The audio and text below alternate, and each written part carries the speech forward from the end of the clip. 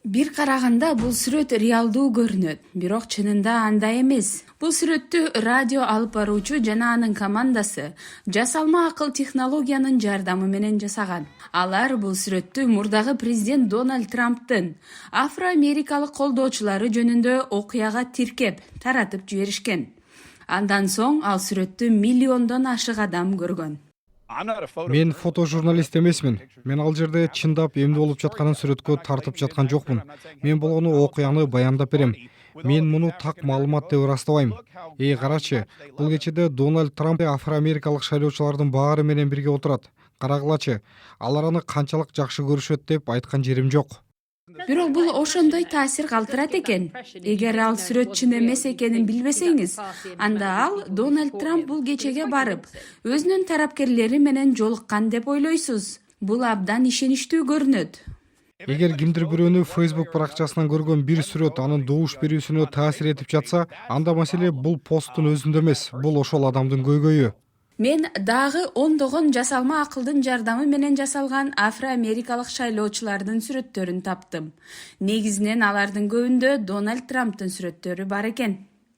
Джо Байдендин жасалма акыл сүрөттөрү кезиккени менен аны менен бирге шайлоочуларды чагылдырган жана кайсы бир демографияга багытталган сүрөттөрдү табуу кыйыныраак. Байдендин же Трамптын сүрөттөрү болобу, алардын эки тараптын өнөктүгүнө тиешеси бар экени тууралуу эч кандай далил жок.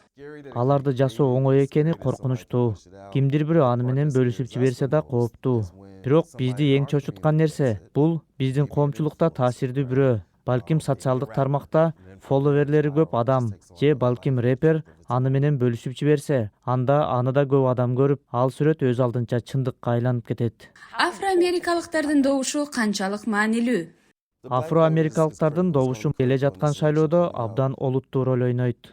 Мындай жасалма акылдын жардамы менен жаралган сүрөттөр Жоржия, Атлантадагы Дуглас сыяктуу шайлоочуларды бутага алып жаткан болушу ыктымал. Демократиялык партия шайлоо маалында гана афро-америкалык добуш берүүчүлөргө көңүл бурат.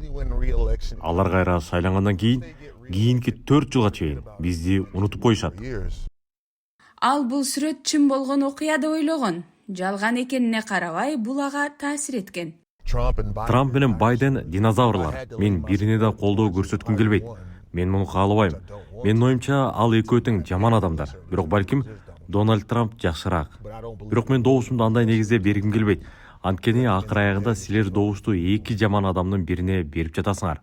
Жасалма акылдын жардамы менен түзүлгөн мазмун учурдагы бир тараптуулукту бекемдейт жана ушуга окшогон посттордун таасири тууралуу кооптонууларды жаратат.